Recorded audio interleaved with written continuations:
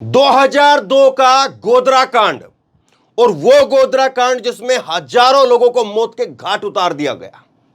लेकिन 2024 से पहले अब इस तरह की खबरें आम हो गई है जिसमें गोधरा कांड के आरोपियों को, गोधरा कांड के दंगे के आरोपियों को बरी किया जा रहा है। और एक के साथ एक बड़ी बड़ी खबरें आती हैं जिसमें कई संख्या के अंदर यहां पर 35 लोगों को बरी किया गया है। जनसत्ता की खबर है, 35 लोगों को एक साथ गोधरा कांड के 35 लोगों को, आरोपियों को एक साथ बरी कर दिया गया। और एक नहीं, ऐसी कई सारी खबरें मैंने निकाली हैं। ये जो है वो 13 जून की खबर है। बेस्ट बेकरी कांड के आरोपी बरी, 14 लोगों को जिंदा जला करके मार दिया गया था। अब कहते सबूत नहीं है, और इस खबर के अंदर तो जो कहा है, अदालत की तरफ से जो बात कही गई उसको सुनना चाहिए। आगे मैं आपको कई खबर दिखाऊंगा।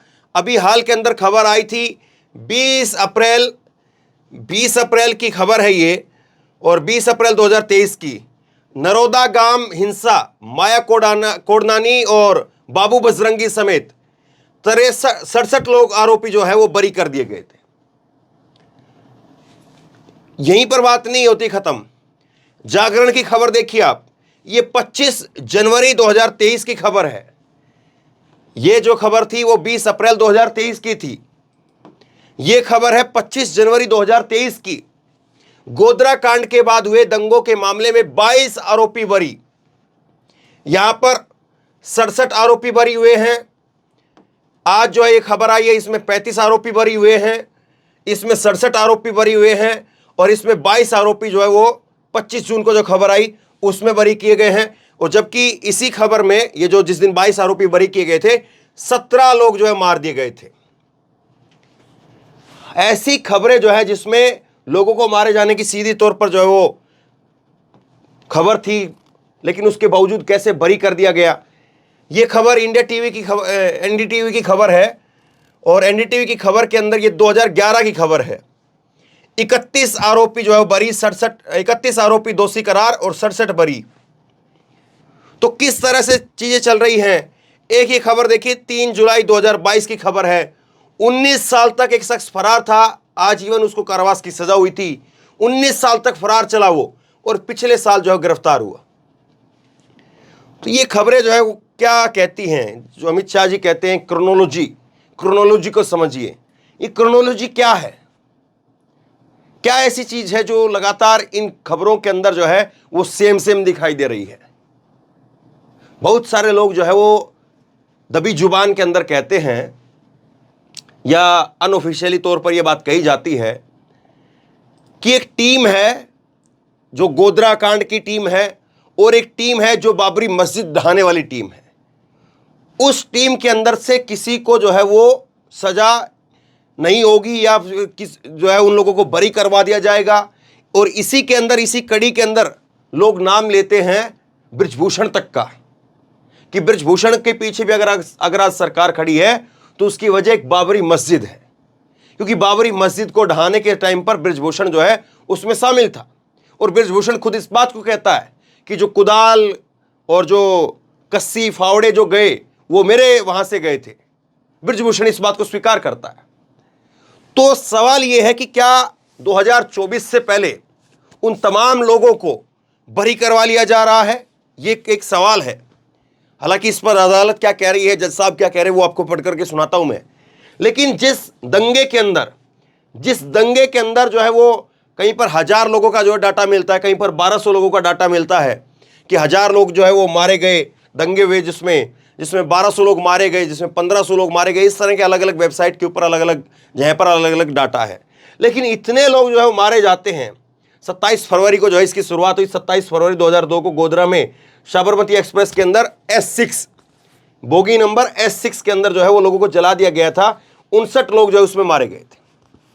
तो उसके बाद में फिर दंगे, और दंगे के अंदर कितने लोग कहां कहां पर मारे गए, सोच करके देखिए। लेकिन किस तरह से चीजें हो रही हैं, कैसे चीजें हो रही हैं, ये अपने आप में सवालों के घेरे में है। अब इस मामले के अंदर जो है 28 फरवरी 2002 को हिंसा फैल जाने के बाद में 35 लोगों को हत्या वह दंगा फैलाने के आरोपी बनाया गया था।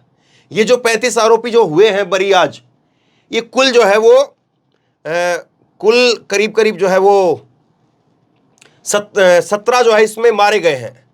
17 जो आरोपी हैं वो उनकी मौत हो चुकी है, नेचुरल जो मौत होती है, क्योंकि 2002 से जो है ये केस चल रहा है।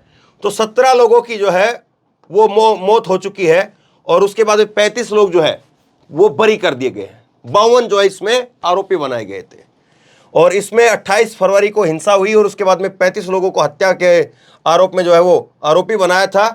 और उससे पहले ही गोधरा के अंदर साबरमती ट्रेन में जो है वो आग लगाई गई थी। अब इस मामले में जो अदालत ने कहा है वो सुनिए। अदालत ने दंगों को सुनियोजित बताने को लेकर के छद्म धर्मनिरपेक्ष मीडिया और नेताओं की, ध्यान से सुनिए शब्द, अदालत ने दंगों को सुनियोजित बताने को लेकर के छद्म धर्मनिरपेक्ष मीडिया और नेताओं की आलोचना की है। यह जो है वो अदालत ने आलोचना की है सुनियोजित बताने को लेकर के। अदालत कह रही कि किसी भी प्रकार से प्लान का हिस्सा नहीं थे। ये जो बाबू बजरंगी और उसके साथ में माया कोडनानी, इनके जो वकील है ना, ये बाद में राहुल गांधी का भी जब केस चला उसमें जज थे। माया कोडनानी और या बाबू बजरंगी, इन माया कोडनानी के वकील रहे हैं वो, जहां तक याद आ रहा है मेरे को। अभी हाल के अंदर मैंने खबर बताई थी आपको। तो कैसे जो है वो एक एक चीज का ध्यान रखा जा रहा है, कैसे एक एक चीजों को जो है वो कहां से कहां पर कड़ियां मिलती हैं, इन चीजों को आप मिला करके देखिए। आधिकारिक तौर पर कोई इस पर कोई कुछ नहीं कहेगा। आधिकारिक तौर पर आप किसी से पूछ लें, किसी से ठप्पा लगवा लें तो कोई नहीं बोल पाएगा।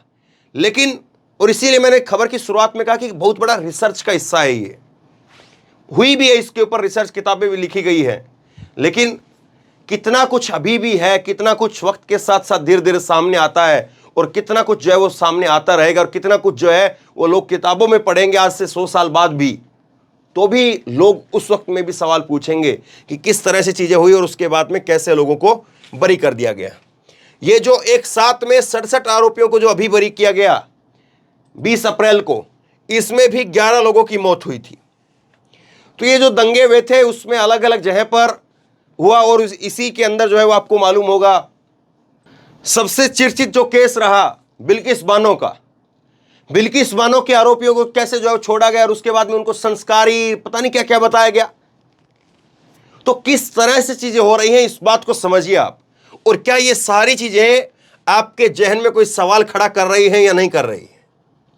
इतने सारे लोगों की मौत हुई और उसके बाद में समय के साथ साथ जो है वो कैसे लोगों को बरी कर दिया जाता रहा, इतने सारे, और फिर उसके बाद में कहते हैं सबूत नहीं है। वो लोग कैसे मरे? उन लोगों को किसी ने तो मारा होगा ना, अपने आप से मर गए क्या? उस वक्त में तो कोई ट्रेन हादसा भी नहीं हुआ था जिसका ये जो है वो बात कह दी जाए। तो सवाल यही है। और चाहे इसमें एक बहुत स्पष्ट तौर पर चाहे वो इस तरफ के हो या इस तरफ के हो, लेकिन कम से कम देश को ये तो पता चलता कि नहीं कार्रवाई हुई है इसमें, और कार्रवाई में दोनों तरफ, चाहे जिन्होंने बोगी के अंदर आग लगा करके लोगों को मार दिया, जिनके बारे में कहा जाता कार सेवक थे, चाहे वो हों, और चाहे जो है फिर दंगों में अलग अलग इलाकों को चिन्हित करके उनमें घुस करके मारा गया, चाहे वो हों। लेकिन देश में कम से कम एक तस्वीर ऐसी निकल करके आनी चाहिए थी, और जिसमें बीजेपी की सरकार रही।